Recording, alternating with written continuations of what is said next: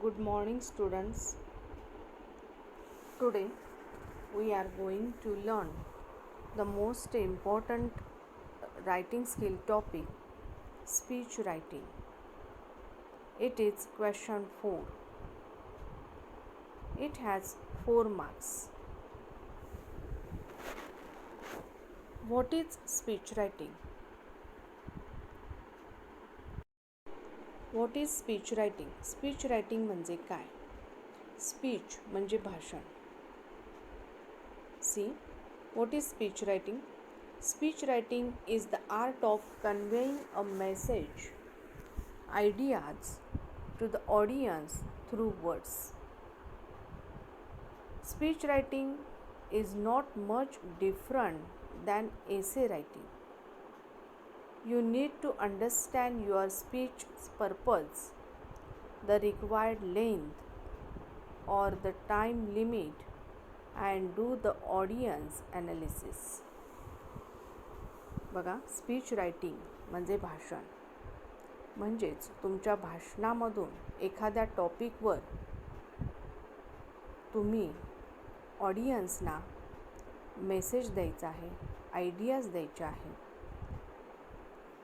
Speech writing आणि एसे writing यामध्ये फार काही डिफरन्स नाही, पण स्पीच रायटिंगमध्ये तुम्हाला भाषण द्यायचं असतं.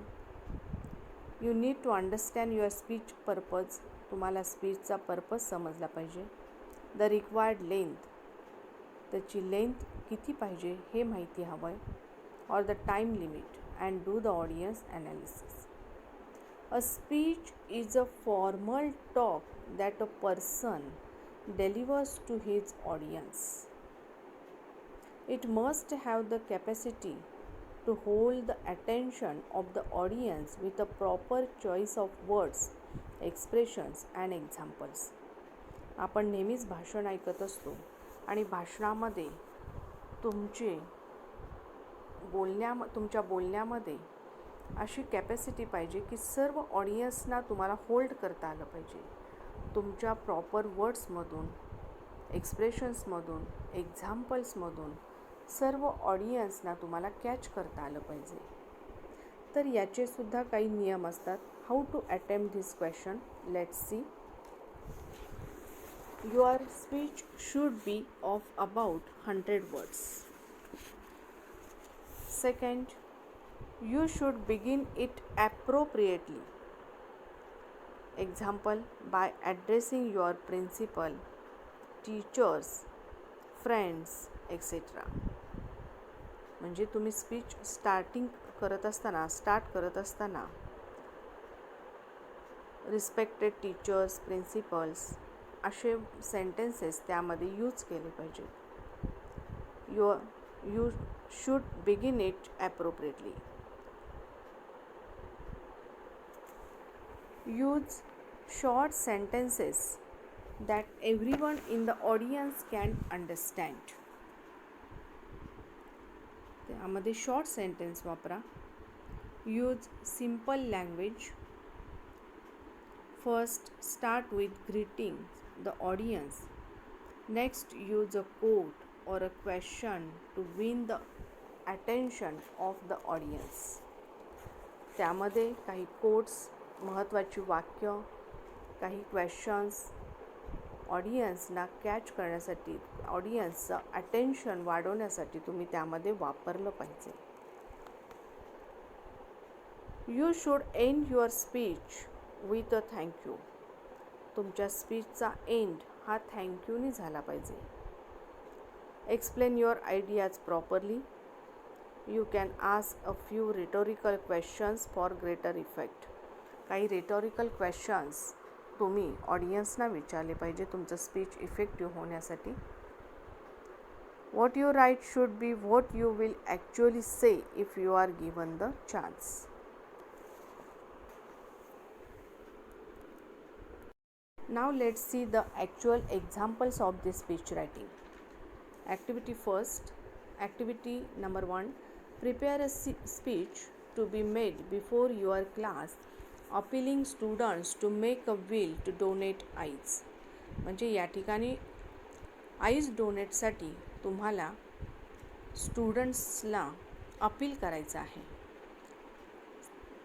भाषणामधून तुम्हाला त्यांना आईस डोनेट करण्यासाठी रिक्वेस्ट करायची आहे, समजून सांगायचं आहे. Activity number 2, right a speech on the topic my hobby. तर यामध्ये सुद्धा काही पॉईंट्स दिलेले आहेत. Explain the term, give your hobby, give it's importance. Activity number 3, as the college representative, prepare a speech to be delivered before your class appealing to the students to join blood donation camp. एक class representative म्हणून तुम्ही college representative म्हणून विद्यार्थ्यांना blood donation कॅम्पमध्ये include होण्यासाठी सांगायचं आहे. Activity number 4, prepare a short speech on water conservation. म्हणजे सध्या जो अतिशय महत्त्वाचा असा प्रॉब्लेम आहे वॉटर कॉन्झर्वेशन, तर त्याच्यावर तुम्हाला स्पीच द्यायचं आहे. पॉईंट्स आहेत: give importance of the concept, appeal to participate, use simple language. Now let's see how to write speech writing. Here is the example. See the last example. Prepare a short speech on water conservation. या ठिकाणी हे एक example म्हणून आपण घेणार आहोत. तर सर्व एक्झाम्पल्स हे अशाच टाईपने स्टार्ट करायचं आहे आणि एंड पण करायचे आहेत. तर फर्स्ट आपण हे वॉटर कॉन्झर्वेशनचं एक एक्झाम्पल या ठिकाणी घेत आहोत. Honourable chief guest, respected teachers and my dear friends. Today, I am going to deliver a speech on the topic water conservation. तर तुमची जी स्टार्टिंग आहे ती अशीच असली पाहिजे. जो टॉपिक दिला आहे त्या ठिकाणी फक्त त्या टॉपिकचं नाव टाकायचं आहे. Today, on 22nd March, we are celebrating World Water Day.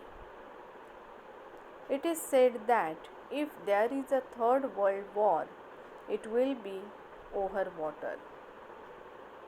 Are you aware of the severe water crisis we are facing?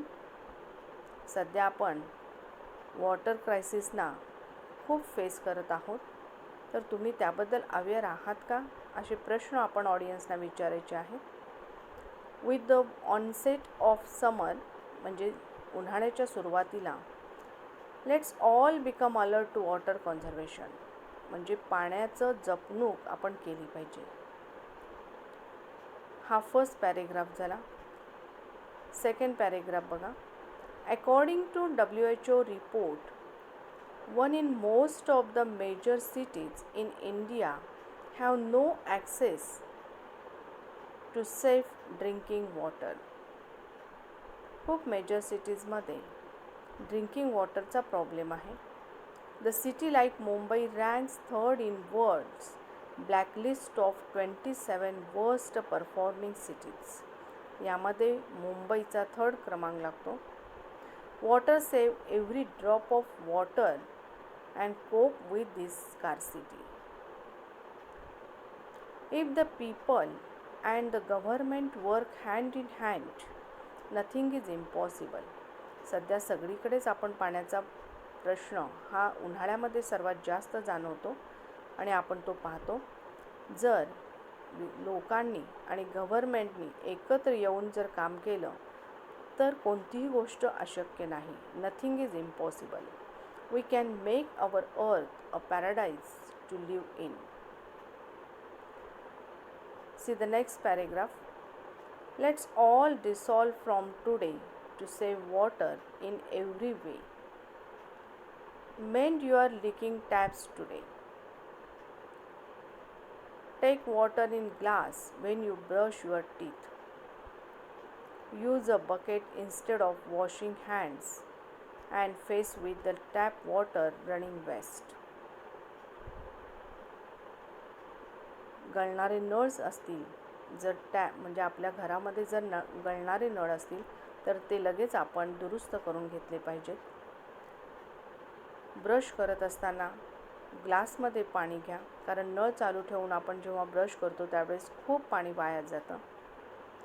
हात धुवत असताना bucket instead of washing hands, बकेटमध्ये पाणी घ्या. And face with the tap water running waste, आणि वाया जाणारं पाणी हे जाऊ देऊ नका.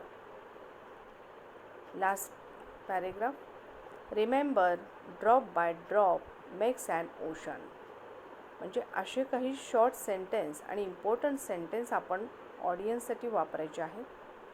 Remember drop by drop makes an ocean, आपल्याला माहिती आहे, लक्षात ठेवा की प्रत्येक थेंब ना थेंब हा समुद्र बनू शकतो. सो डोंट वेस्ट वॉटर, त्यामुळे पाणी वाया जाऊ देऊ नका. With these words I conclude my speech. Thank you. Students, read the given examples of speech writing carefully and remember the given important points for the speech writing and complete it in your notebook. Okay, thank you.